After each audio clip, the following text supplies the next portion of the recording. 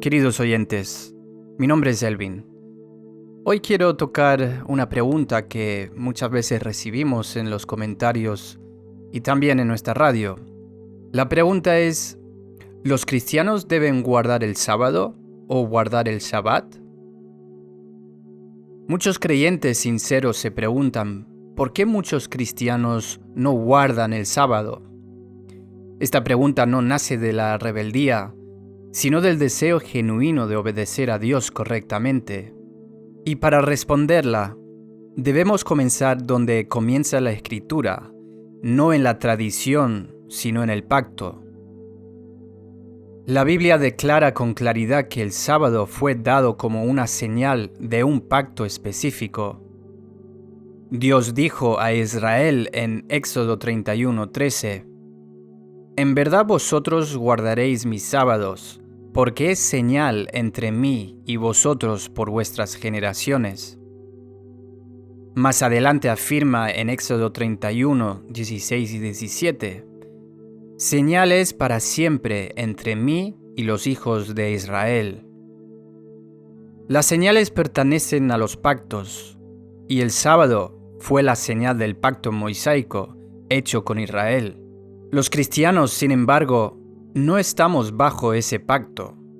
Estamos bajo el nuevo pacto establecido por la sangre de Cristo. La Biblia lo expresa sin ambigüedad en Romanos 6:14. Dice, «No estéis bajo la ley, sino bajo la gracia». La ley tuvo un propósito: revelar el pecado, contener la transgresión y conducir al ser humano a Cristo. Pero una vez que Cristo vino, la ley dejó de ser el medio por el cual se obtiene la justicia. El apóstol Pablo lo explica diciendo en Romanos 3:20, «Ya que por las obras de la ley ningún ser humano será justificado delante de él». La justicia no procede de la observancia de mandamientos ni de la guarda de días, sino de la fe en Cristo. Por eso la observancia del sábado no puede ser un requisito para la salvación, ni una medida de espiritualidad. Y por esta razón, el Nuevo Testamento es contundente cuando afirma en Colosenses 2:16 y 17.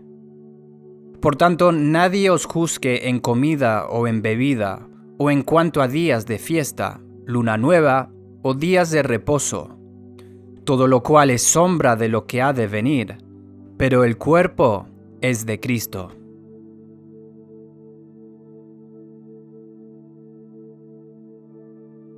Queridos oyentes, el sábado era una sombra. Cristo es la realidad. Cuando la realidad ha llegado, el creyente ya no vive gobernado por la sombra. Volver a imponer la observancia del sábado como obligación es retroceder del cumplimiento a la figura. Sin embargo, el sábado nunca fue solo un día.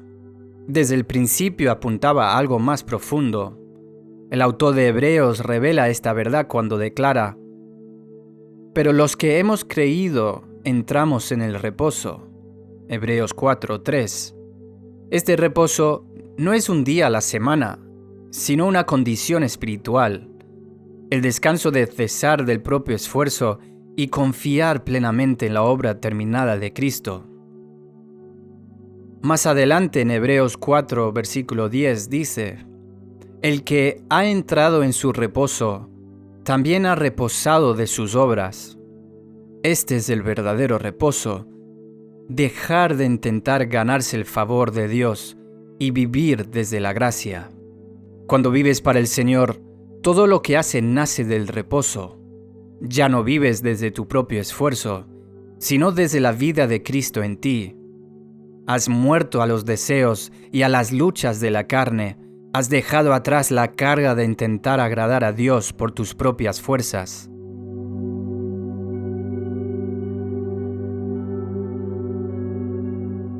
Queridos oyentes, qué mayor regalo que vivir cada instante de nuestra vida en el reposo pleno, confiando, descansando, caminando no desde la ansiedad del rendimiento, sino desde la seguridad de que Cristo vive en nosotros y obra a través de nosotros. Ahora, esto no significa que esté prohibido honrar un día especial para el Señor. La Escritura concede libertad en ese aspecto. Pablo escribe en Romanos 14:5, uno hace diferencia entre día y día, otro juzga iguales todos los días. Cada uno esté plenamente convencido en su propia mente. El problema no es el día, sino el juicio y la imposición. El Nuevo Testamento prohíbe juzgar la fe de otros en base a la observancia de días. Los primeros cristianos se reunían el primer día de la semana para celebrar la resurrección del Señor. Pero la Biblia nunca presenta este día como un nuevo sábado legal. Es un día de adoración, no un mandamiento. La ley siempre enfatiza el desempeño. La gracia enfatiza la relación. La ley pregunta qué debemos hacer. La gracia proclama lo que Cristo ya ha hecho.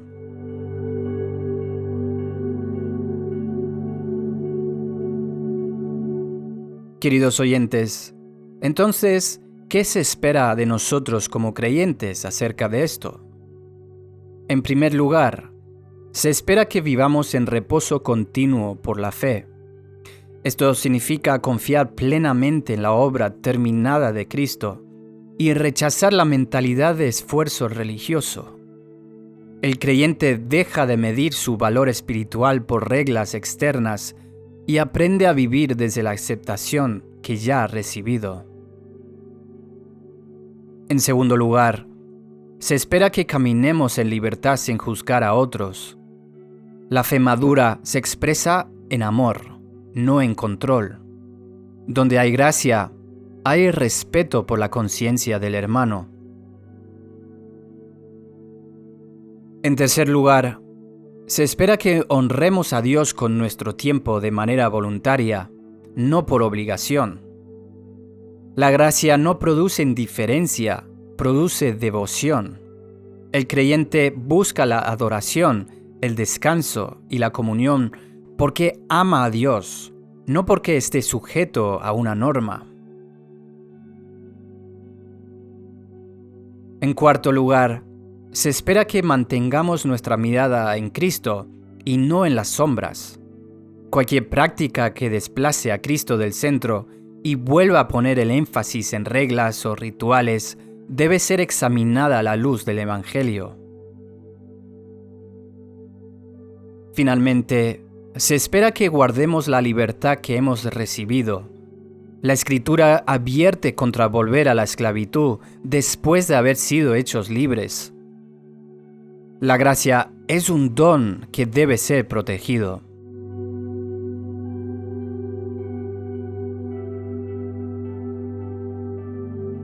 En conclusión, el sábado nunca fue el destino final. Cristo es el destino. El verdadero reposo no se encuentra en un día del calendario, sino en una vida rendida a la fe. Y cuando el creyente vive diariamente confiando en Cristo, caminando en gracia y obedeciendo desde el amor, está viviendo el reposo que Dios siempre tuvo en mente.